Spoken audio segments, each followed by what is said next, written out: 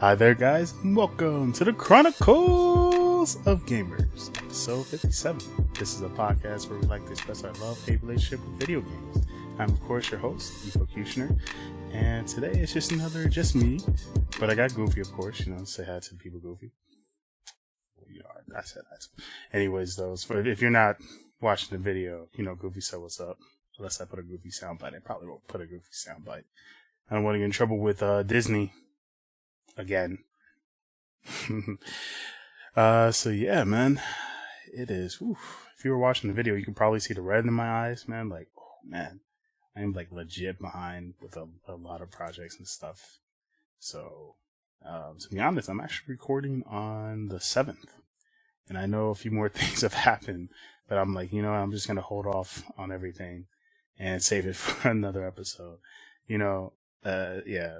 So please forgive me. There's a few things that I'm missing. I'm not going to talk about certain topics, that's happened during this week, but, yeah, that's pretty much it. I'm going to go straight into, it's all about the hype. This is where we like to talk about any video game news, any industry news, any video game related news that you're just super excited for, you're pissed off for, because it's all about the hype, man. Hype. And, I had a discussion on, oh my gosh. Anyways, Call of Duty World War II came out Friday. So we all know that Call of Duty is based off of World War II, and apparently, since Activision likes to stay historically accurate, loot boxes raining from the skies. So yeah, when you're in the social space, you can actually, get loot boxes. You can call them down. They float down, and you get to open them, and people get to see what's in your loot box. In fact, they actually have a daily quest where if you watch, you actually watch other people's loot boxes in order to get points to be able to get other loot boxes from what I've seen. And from what I've heard, and the quest is called, Loot Spectator, where you just have to watch 3 supply drops being opened, and man, I don't know. And then I also found out that Trevor Martin, if you don't know who he is, he was one of the people who was promoting the Counter-Strike gambling website. Although he wasn't the one that made it, but he was the one that was promoting it, and he didn't get in trouble, but he did still break the law. It's just he never got, I guess he never got charged, but he did technically break the law for not disclosing that he was being paid to promote that website. And supposedly Activision thought it'd be a good idea to be like, hey, yo, Martin, you did a great job with that Counter-Strike website, promoting and making these young kids taking their money and stuff. You want to do that for Call of Duty World War II, man? Yeah, man.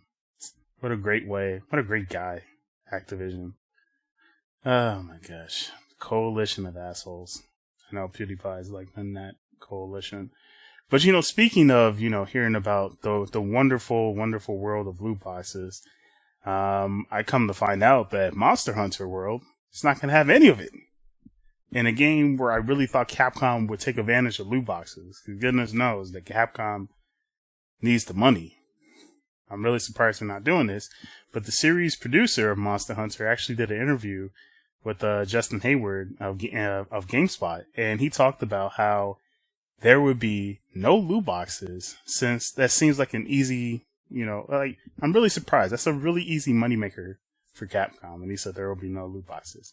In fact, he goes on to say, I think that Monster Hunter has already built that kind of randomized item reward into gameplay, he answered. And whenever you carve a monster after a hunt, you don't know what you're going to get within a certain range. You got certain rare parts that you almost never get.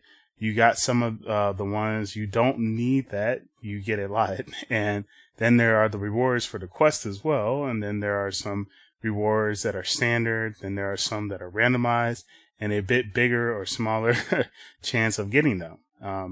Pretty much he says Monster Hunter World doesn't really need loot boxes at all.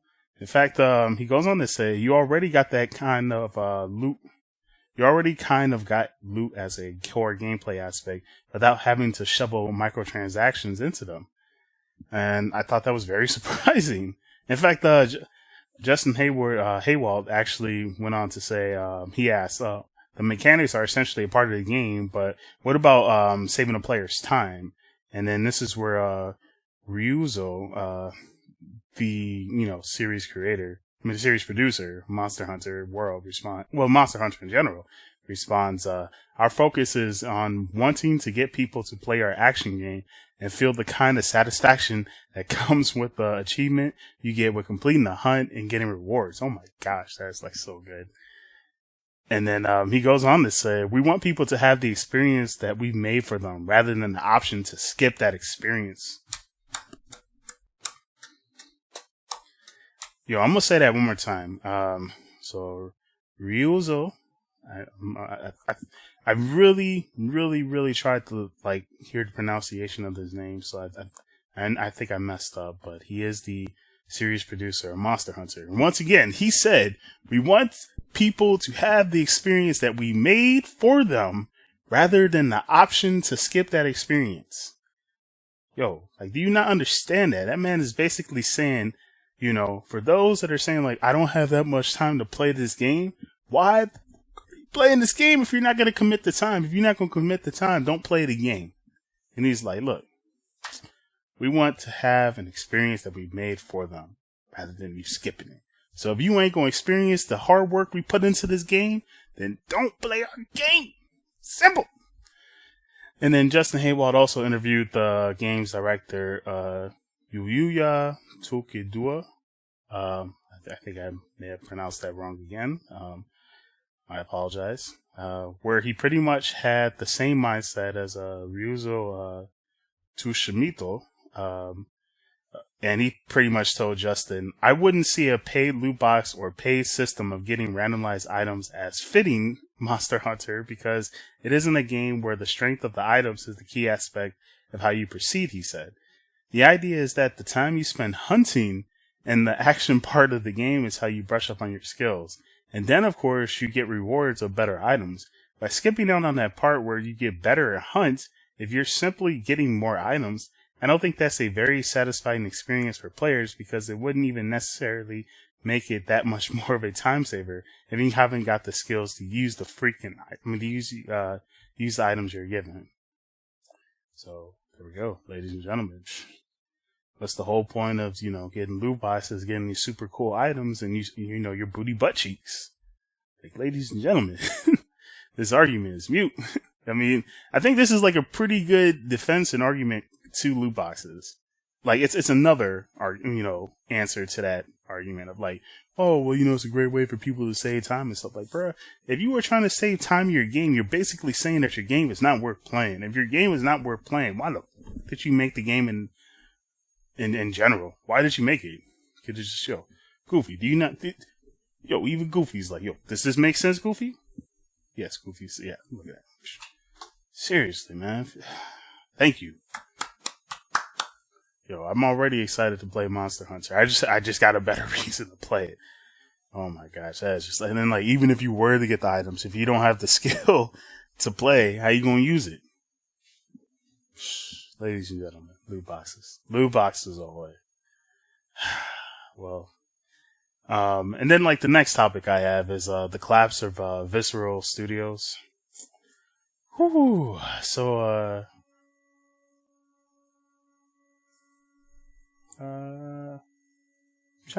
Jason Schremer is a great read if you want to.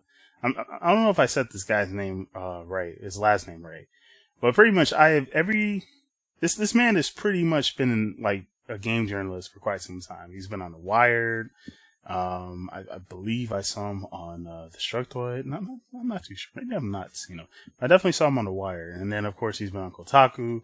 But yeah, man, this guy's been writing for quite some time, and he made he really did the story kind of some justice, where he kind of pretty much explained what happened to Ragtag, which is the game that Visceral Studios was working on, and it would have been a linear story-based Star Wars game of Dodger, a Han Solo type, character with a charming mustache and a band of other characters fighting against a mob boss. So it would have been like a mob boss, pretty much like I don't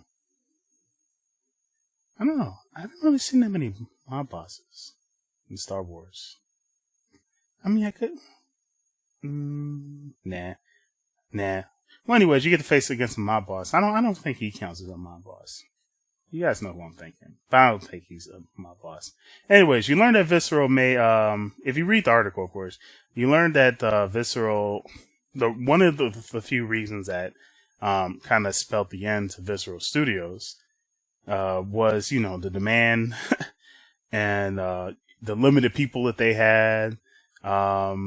Basically, they took the, EA's third-party game engine and, since they're a studio EA's first-party game engine, and what they really are good at, Visceral, is making third-party type games. So they had to take that, and they were trying to make a first-party, engine to play like a third-party engine, which is, already difficult to begin with. Then of course the location of the studio, EA never bothered to move them at all. I'm really surprised by that. Why would you keep them in San Francisco, knowing how much money it costs from the studio? Then of course there was in-house fighting. There were little conflicts between EA's higher management and Visceral's at the same time. And then of course last but not least, it was, majority of Visceral's people were working on what was that? That fucking battle, that hardline game, and that was bullshit. And yeah, man, it was just a really bad work environment. Pretty much a lot of the employees weren't doing what they really loved. They were just doing what makes EA, a quick buck, and that's what kind of screwed them over. And yeah, but going straight into that though, it kind of made me think about how, and a few aspects that Jason was kind of stating in the article was how it really does cost a great deal of money. I mean, this is all something we talked about, especially in episode 56. And in fact, everyone in the world should know how it does take quite a bit of money to make games, especially now since, us as gamers want higher quality games. We want 4K games, 1080p, 60 frames per second. Pretty much just a standard that we all want, man. No one wants to go backwards in their games. No one wants to play a PS3 game, a PS3 looking game on PS4, even though there are some PS3 games that actually still look great to this day. But yeah, because of that though, that means less time to make more games, and a lot of these studios are just buckling down, trying to focus on, which one is the game that can make my money back and stuff. And then at the same time, because of this, you got EA who's also spending way more money on advertising most of the time, especially if they know the game's going to be a big hit. I mean, look at Destiny 2, man. We're going to take Activision, so we're going to ignore EA for a second. Let's look at Activision, man, with Destiny 2 and stuff like that. And they had Nathan Fillion being on the freaking commercial talking about, the freaking, Destiny 2. Then you had billboards and posters, and you could see flyers everywhere. It's in almost all the magazines. There were freaking commercials out the galore, ads if you go on certain websites and stuff. And, EA has done that too, especially with Madden and stuff. It's that really goes into the money. And then of course you gotta, pay freaking, what is it? You gotta pay Sony and Microsoft just to put your game on there, to be able to play it on your console. So, EA basically has multi-platform type games, so does Activision, so does everyone else from all third parties. Then you got retailers, yourself. And then, of course, if it's a licensed property, so you got EA Star Wars Battlefront 2, that's freaking Star Wars, that's Disney now. So, you got to give Disney your money, and it's getting to the point where it's really looking like $60 is not enough anymore. $60 cannot keep studios afloat. This is the main reason why there's so many more loot boxes being put into games more, and there's so many more microtransactions, a lot of stuff getting cut out. Well, not really being cut out, but I feel like there's just a lot more stuff that they're charging us more when they don't really need to charge us for. And I feel like it's getting to that point where it's just, if you guys really need the money, I think we have two choices that publishers need to do. At least third-party studios, which are the publishers themselves. And I think one of the things they need to do is, well, at this point, either go digital, like legit go digital. I mean, I've heard people talk about this kind of, no, P.S. I Love You. I've heard this before and kind of funny as well. Like where Greg and Colin were talking about, like, maybe they should just go freaking digital, like we should do that more. And I think that's a great idea. Let's release your game digital. At that point, if you want to keep it $60, I think that'd be fine. Keep it $60. And then what you do is, instead of you doing microtransactions and all that bullshit, just make DLC. You don't even need to make a season pass. Just make DLC. And the way you can still have season passes is at the end, like once you're finished making all your DLC and you're like, we're officially done making DLC for this game, you can do a season pass where it's a nice little bundle saying like, oh, hey, we have $40 worth of DLC. We have a season pass where we'll charge you $30 for everything that we did. All our DLCs, all our costumes, or whatever, you can pay $30 and you get all that, and you still get the game. And at the same time, if you want, you can do like a final bundle before the end of the year where it's just like you can get the game with our season pass, you'll get everything and then that can be like $60, and it can be digital. And then what you can do after that is, after a year or so, is if you want people like, people that are just like kind of on the fence, they're like, yeah, I want to play this game, but I'm not too sure, stuff like that.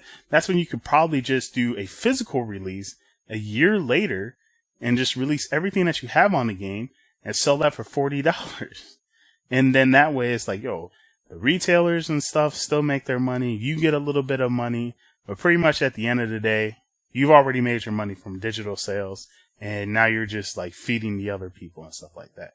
Or number two, and it's the simplest option, increase the fucking prices for games, man. Yeah, I wasn't trying to really curse this this episode, but I was like, screw it. At this point, increase the price.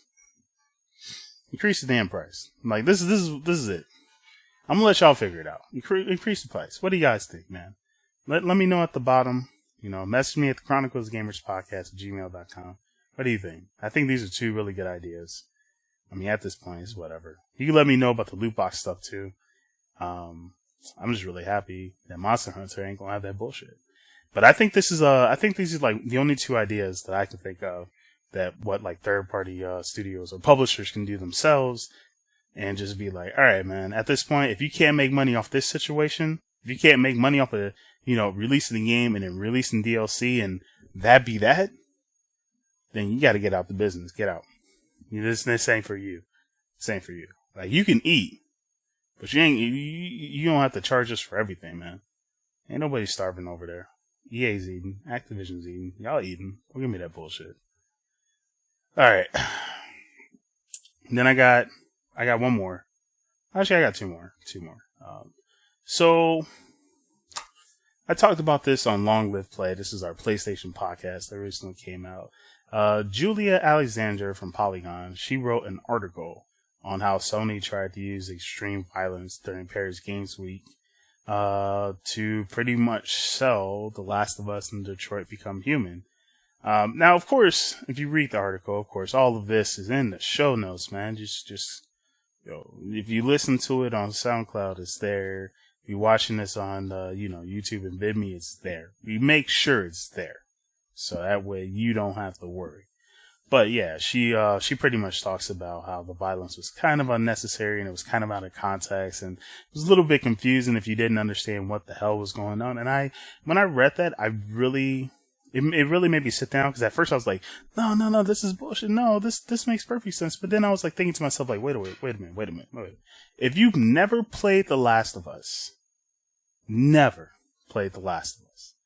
and you've never watched any of the Detroit Become Human trailers, none of them, then the violence that was going on, woman being hanged in The Last of Us 2, her arm being broken with the hammer, and then you had the child abuse and stuff like that. All of that would make me seem like, yeah, man, this violence is a little kind of extreme and stuff like that. But I mean, she does go on to say, like, it doesn't really fit the scene where it's like you have Spider-Man 1 minute, and then you have like another family-friendly game, and then you go straight to the Detroit Become Human or The Last of Us, where it gets like super violent. And in that defense, I kind of want to go into that. I think I talked about it. I talked about it still in Long Live Play, but I mean, it's pretty much just at least this part is pretty much the same, where it's like it is a PlayStation conference, and during the time of the event, and I will say this again, during the time of the event, no little kids were gonna watch that thing. No little kid was gonna watch that live. No little kid should be watching that live. They should be in school. That's number one. Number two, if they are watching it live and they're watching it at school, clearly their teachers aren't doing a very good job, because no teacher would let them watch a stream like that. That's second of all. Third of all, pretty much everyone there at the event, at the Paris Game Week event, were adults. That's just number three. And then number four, all this stuff you can watch on YouTube. And I guarantee no little kid is really going to be looking up The Last of Us Part 2 unless they played The Last of Us, which then that goes straight on the parents' fault for doing that. No little kid should be watching Detroit Become Human unless they just actively search for that, or one of their favorite YouTubers said that. And then once again, that goes from PlayStation's fault to the parents. I know that sucks, that like, hey, you're shifting the blame, but it's not really shifting the blame. It's kind of like, you kind of need to know what your kids are doing. It's the internet. It's 2017. You don't, like, it's not our job to be monitoring what your kids are looking at. So that's just first of all. Second of all, now I kind of disagree a bit about The Last of Us Part 2, where she was like saying, and the violence doesn't make sense. Where I'm like, I disagree. And then I'm going to go into this. So first of all, we're going to talk about how the trailers for The Last of Us, where she said most of the trailers kind of focused on Joel and Ellie, and it wasn't as violent as it was this one. I'm like, nah, they were kind of violent. They were kind of violent. And mostly, I mean, they weren't as violent as the last, like, this latest trailer, of course, like, in leagues of its own. It wasn't as violent. But I mean, it was violent. There was some violence. You saw some killing and stuff. And the most important thing about The Last of Us, like the Last of Us trailers that were from the PS3 and the Last of Us Part 2 trailer that you're seeing now, is the fact that when you watch the Last of Us trailers, we know nothing about the world. We don't know what's going on. We don't learn about the clickers and the disease and stuff like that. So it made sense to focus on Joel and Ellie, because it's a great way of not spoiling it, not spoiling the world without you playing the game. But I mean, it's a great way of getting to know the characters themselves. And it's a great reason for us to play the game, because we knew who we were going to be playing as. We knew who we were going to be focusing on. And then that's where we expanded onto into the world. So this trailer, especially if you listen to Neil Druckmann's the Dev Diaries, he pretty much talks about like how it will be on Joel and Ellie, but it's mostly going to be about the world. So because of that, if you played The Last of Us, you know how violent and destructive the world can be. It's not it's not a magical place at all. So of course, looking at the lady that we see she does look like Ellie. That could be Ellie's mom. That could be Ellie's sister. That could be her cousin. Hell, that could have been her twin or something like that. But the whole point is, during that event, it's like, we don't know if this is like the reason, like, why Ellie and her were split up. Like, that could have just been the beginning reason. Maybe that could have been an event that happened while Joel was trying to take Ellie to the Fireflies. Or, like I said before, maybe this is like the aftermath of what Joel did. Spoiler alert. When Joel killed the leader of the Fireflies and took Ellie and took her back to, his brother's camp and stuff. Like, maybe this is the aftermath. Maybe that was a faction type battle, We really don't know, but it's enough for us to make us think and to question and ask ourselves, what is going on here? So that's just one of the things that I felt like that's what the trailer was trying to do. And yes, was it super violent? Yeah. Oh, sorry guys. As you can see, they're doing construction in the back. You can see a little bit of the construction, but that's one of the things that was just, that's what the trailer was showing to me. And that's one of the things where that's where I felt like the trailer was I feel like that's what should have been going through people's minds when you're watching it. And it's like, yeah, the violence is kind of extreme. It's kind of brutal, but I mean, it's on the same level of the first one. So, But that's what it made me. That's what when I watched the trailer, that's what, went through my mind. But of course, like I said, this is because maybe I played the game. Maybe Julia never played the game. Maybe she did. Maybe she's just looking at it from, the outside perspective. But like I said, I just disagree on that one. And then we're going to go, and then with the Detroit being human. Now, of course, that trailer, I think that was the third trailer. So first one, about the policeman. The second one is like the two androids, and they're basically trying to free all the other androids that were, trapped behind glass in a cyber-like building, ready to be sold and stuff. And now we have this third android who, has been broken down multiple times, beaten to the point where she was broke down. And here she is now, finally going through this revolution, this change of like, okay, this girl is with this abusive father, and I'm gonna. Of course, you have the choice to do nothing, and she dies. Of course, like they show in the trailer, but you have the choice of doing nothing or doing something, and it's that curiosity of like, okay, so now here we are, based off the second trailer, where you see this other android, basically rewriting the Cyberlight program and getting these androids to be able to think and feel for themselves and be able to act for themselves. Now you have this third android who's basically supposed to be following her prime directives, and she's ignoring it to help the child, knowing the fact that the child is in danger. So she's actually fighting a human. Granted, she doesn't win depending on the outcome, but it's kind of that thing of like, what is going on? Like, what is with this AI? Like, is it a cyber, like, upgrade glitch or something, or what? Or is like the AI starting to, develop a conscience? Are we seeing a Pinocchio effect in essence right here? Like, maybe these androids have, a conscience as well. Maybe they have a soul as well. But that's really what I was thinking when I saw the trailer, because it's just like, oh my gosh, man, she's basically ignoring her prime directives and helping out this child, and she's fighting against the human that purchased her, and she knows, even though she knows that's wrong, trying to stop him is against her rules. And it's like, that's the type of thing I'm thinking to myself. It's almost like that Westworld type situation. But as I said, yes. Was the trailer, kind of violent and stuff like that? Yeah, I will agree. But it's like, that's not really what I saw. Like, these are like, as you're hearing me talk about, these are the things I was thinking about as I'm watching the trailer. And,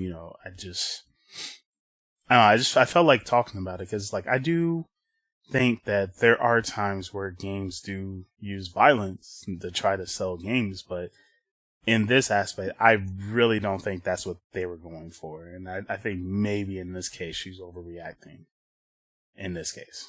So, like I said, the article's in the show notes here. You're welcome to let me know if I'm crazy or not. You can message me at the Chronicles of Gamers podcast at gmail.com and let me know if I'm crazy, or if I'm like perfectly sane, or if you got some crazy ideas and theories for Detroit Become Human.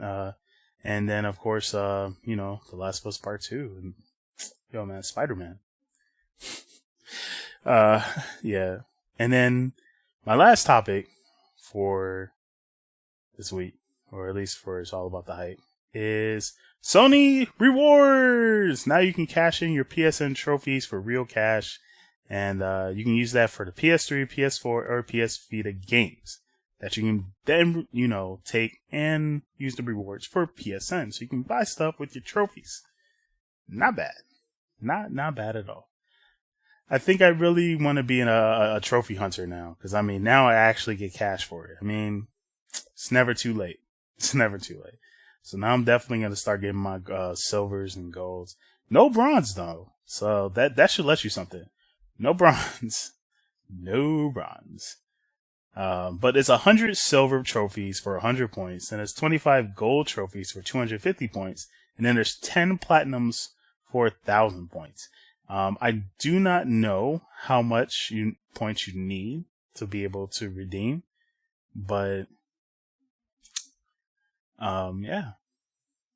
I think they'll update it more. I didn't really see it on the website. Once again, it's in the show notes. I'm actually quite curious. I think I'm going to do this. I'm going to test it out. I'm going to see how much money I can make from, my silvers and gold, and I have no platinum trophies. So, but I'll see what it is, and then I'll just let you guys know on the next episode, or on Twitter, or Long Live Play, episode 2, which will be coming out, next week. So, but yeah, that's it for It's All About the Hype. Woo! Yo, Goofy, man, was that hype? Yo, even Goofy said that was hype. Well, if he could talk. But it's like that, Goofy, you just gonna lay down? Alright, man, I guess he's tired. Anyways, though, we're gonna take a small break, and when we return, we're gonna go into the next topic. So, okay, Goofy, stay tuned. Hi there, guys, and welcome back, man. Now we're gonna go straight into Indie Radar. Okay, Goofy, I'm gonna put you down since you're tired. Welcome to Indie Radar. This is where we like to talk about any indie games that we are playing, that we enjoy. We just want to talk about, man. Indie Radar, beep beep. I gotta think of a better catchphrase. So yeah, I got a few indie games. There's one I want to talk about, but I played the alpha and I want to try the beta. So I haven't tried the beta yet, so I won't talk about that. But I'm gonna talk about Oxenfree. Wow. So I'm playing this. Oxenfree is a supernatural thriller about a group of friends who unwittingly open a ghostly rift, and you definitely do. So I'm playing as Alex, and then I just found out I have like a stepbrother named Jonas, and we went to this party literally on an island where nobody's on, and no one came. What the heck is like? That's first of all, it's like, hold on. We threw a party, we invited people, only a few people came. And I was just like surprised, like, okay, I feel like we should all get the hell up off this island. But it's like an old military island, and Alex has this radio, and you use this radio and you detect frequencies and stuff. So pretty much what we did, as I'm playing as Alex, is like I was, she's with her stepbrother, is I used the antenna and I did like 3 triangles, and poof, I opened a portal into this ghostly realm, and yo, man, I'm playing this game and I'm actually quite enjoying it. I'm not gonna spoil the story. I'm really freaking enjoying this game so far. I was playing it to the point where the game actually froze. It crashed. Though, like the spirit world didn't want me to find out more about this story, so it crashed on me. But I still kept playing. I think I'm like halfway done with the story. Who knows? I don't even care. I just hope the story keeps going. I'm really curious to see what happens. But yeah, I just wanted to talk about Oxenfree, so I'm playing that. And then I'm playing one more indie game. One more indie. And it's called Super Comboman, and it's Smash Edition. So this game, Oxenfree is on Steam, of course, but it's also on PlayStation 4. And Super Comboman is also on Steam, but I'm playing the, Smash Edition. Oh gosh, I had to play a game where you call it Smash Edition. Pretty much, you play. So right now, I'm playing as this guy. I'm not sure if I learned the name, but he's like Combo Man, of course. And he's trying to collect money for the mortgage, because him and his brother are kind of staying there, and he's like, oh snap, I don't want us to be kicked out. So what he decides to do is he decides to work for this company called Dodoco. Dodoco. And as you work for this company, you're like a construction guy. And as you're doing a construction guy, you would think you would be, punching walls and buildings and stuff. Nope, man, you're fighting Dodoco thugs, man. They keep coming at you. But one of the weird things I like about it is like, so right now I'm kind of like on a low level, and I'm trying to save up my money, but you can actually use like 2D fighting moves. So like there's Hadouken, Shoryuken. There are counters in this game. It's kind of like reminiscent of Third Strike, but I found out that you could actually hold forward to do the parry, or the counter, and I thought it was just tap forward, like Third Strike, like old school Third Strike. So I was always tapping forward, and I was getting it, but then I just found out like, oh, I can just hold forward and get the parry. And then what's interesting is like you can't just like button mash, because the enemies will just like, if you just do like regular punches and stuff like that, they're just gonna be like, okay, and then they're gonna hit you like a really powerful attack. Like it hurts them enough, but it's just like 1-2 will stun them, But then if you keep doing that, it's just like 1, 2, 3, and then they're just like, all right, so let me wind up the hammer and boop. And you take like a huge hit. And then of course, you have like this special purple bar where it's like you can do like a even stronger attack and stuff. And that's actually pretty good. So if you want, you can do like 1, 2, boop, use the purple energy bar. And then you have this like, if you press circle on your PS4 controller, it's kind of like this, but B, of course, if you play on 360 on, on Steam with a 360 controller. But if you press circle, you have like this little punch to the gut button that you do, and it actually stuns them and they just fall to the ground. And what you can do is you can actually attack them if you jump in the air and use dive kick. Of course, you'll have better attacks that you can use and stuff. But yeah, man, right now, like I'm really enjoying it. It's like it's hella fun.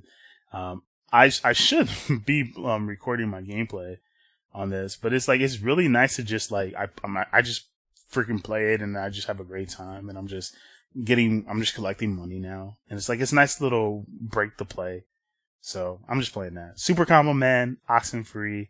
Those are my 2 games on eRadar. I would highly recommend trying it out. I'll let you know once I complete it how I really feel about it. But so far as I'm playing, I'm enjoying it. I have no problems. Playing these games. And now I don't have to worry about keyboard and mouse situation. But yeah. And then what we're going to do is we're going to skip the commercials. And we're going to go into True Story. This is where we like to talk about any video game stories and stuff like that, just want to brag about or talk about. True Story. So, this one is kind of it's a weird true story where it's like, it's about me playing the game, but it's like I didn't really play the game. But a friend of mine we had like a little discussion about playing Street Fighter. And this happened like a week ago and stuff. And it was something that made me really think about it because, how I talk about like, if you really don't like something, why keep playing it? Why support it? But it's on the same level of like, you really enjoy the game and the game kind of made you, as a better person and stuff. So like I talked about it with, if you saw the episode with Ted, episode 56, where I talked about how like, I really took an ass whooping and I was really dedicated to play Street Fighter. And I still have that passion for Street Fighter. Like I still have that passion for Kingdom Fighters as well. And, I'm kind of not playing both those games and I don't know why. I've been playing Injustice a little bit more, but because I've been so busy with work and, school and stuff, I'm like, I haven't been playing Injustice 2 as much either. But it's one of those things where it's like I'm coming back to Injustice and I've been practicing my combos and stuff again, so I'm okay with that department. But a friend of mine kind of brought up a point where it's just like, you really seem to enjoy Street Fighter and you really enjoy Ryu. Why not just keep playing it? Especially if this is the last time you're going to play this game. Like, you're officially done with Capcom fighting games, right? So it's like, why not put the time and energy in? And it was kind of one of those things where I kind of had to sit there and think about like, that's a very good idea. And then he really brought up the ultimate point where he's like, what did you do at EVO the last time you went? And I said, I went 1 and 2 at EVO. I went 1 and 2 in EVO. And he was like, yeah, man, that's kind of horrible. Because it's like, don't you usually do better than that? I'm like, yeah, I kind of do. And he's like, do you really want to end it that way? Like, if you're really going to make this like your last Capcom fighting game that you go to EVO with, do you really want to end it with such a shitty record? And then I just really thought to myself, and I was like, no. And then he said, how'd you do in Kingdom Fighters? And I was like a match away from making it out of pools. And then, like, if I had won my match, I would have one more match. No, actually, I was 2 matches away from making it out of pools. And he's like, well, if you were 2 matches away and you went 3 and 2, why would you end it there too, man? Like, why not try to actually make it out of pools and Injustice 2 and see how well you do? Because he's like, and with the Injustice, with Kingdom Fighters, he said, I'll make it out. Because I went 3 and 2. So with Kingdom Fighters, why not actually try to make it out of pools and see if you really can? Because you really like that game, and even I've heard like their esports stuff that they're doing. So, but I mean, I'm not really interested in that. It's just kind of like, why not just try it? So, it was like one of those things that really made me sit down. So I really sat down. And I was thinking to myself as I was playing, and I played Street Fighter V online again. And I played with Ryu, and man, it's a challenge to use him. Like, it really is a challenge to use him. And he was like, my friend was telling me like, well, why not just try this free, update because it's free. And if you're really feeling it, then and you're really gonna compete, then you could sell that game that you bought used, and I brought it really cheap for used. And then why not just buy the new version, and then you'll have all your points and stuff that you have, and then you can just buy the season 3 characters. Because he was telling me like he knew that I like playing with Rose and I like playing with Sakura more than Ryu, and he's like, if Ryu still sucks and they release Rose on day one, or if they release Sakura on day one, then that'll be the quickest hop over, and then you'll have nothing to worry about. And then with King of Fighters, he was like, since you like Terry, you love Terry Bogard, why not just pick like 2 really, really, really, really broken characters and just make it work, man? And it's like, just try again, And it's just one of those things that really made me think about it, and I was like, you know what, you're right, and I think I'm gonna put more time and energy into Street Fighter 5 and King of Fighters 14, especially for Evo. I'm gonna go, and yeah, man. So true story. Go shout out. I'm gonna put you out there, but of course, let me know if I'm crazy for you and thinking about doing this. You can message me at the Chronicles of Gamers podcast at gmail.com, or if you want, man, you can just write it at the bottom. So it's not that hard. And we're just going to skip the next commercial, and, man, we're just going to wrap things up. So, of course, it's that time of the show where we have to say goodbye. But before we say goodbye, before we get out of here, you already know what time it is, and Lord Brioche still isn't here because she's still defending the kingdom. But of course, it's time for selfless plugins. Go. So, of course, there's the Chronicles of Gamers. We're on Facebook, we're on YouTube, we're on VidMe, we're on SoundCloud, we're on Stitcher, we're on iTunes, we're on Acast, we are, like, we're a really freaking good podcast, man. I'm really happy about it. We still get people that message us. More people message us on the Facebook, though. But, you can message me at the Chronicles of Gamers podcast at gmail.com. That'd be kind of nice. It'd be nice to just check my email one day and be like, I got an email. But whatever, man. It's up to you. I don't really care. I ain't too upset. Low-key, I'm not. But yeah, man, we're there. And of course, you can, follow me on Twitter, Efocutioner, which a few of you guys have been doing. So thank you on that one. Or of course, you can follow us on Facebook. And you know what? I am going to give more people shout outs on Facebook. So, that's what I'm going to do. I'm going to go back. I'm going to see who are the people that have been following recently. And, I'm just going to give a shout out to the people that followed for the month. And then for the people that subscribed on YouTube, I had 4 new people that subscribed on YouTube, and I didn't say shit to them. And then I had 5 new people subscribe on VidMe a while. And it's man, I haven't said shit enough. So I'm going to give everyone a shout out. I'm just going to give you a shout out when I go on. I didn't write it down this time, but I'm going to start doing shout outs. But yeah, thank you guys for supporting the Chronicles of Gamers podcast. Over 2+ years, still here, still making more content. Oh yeah. Anyways, guys, thank you for tuning in. Thank you guys for watching. I'm out of here. So of course, stay lit.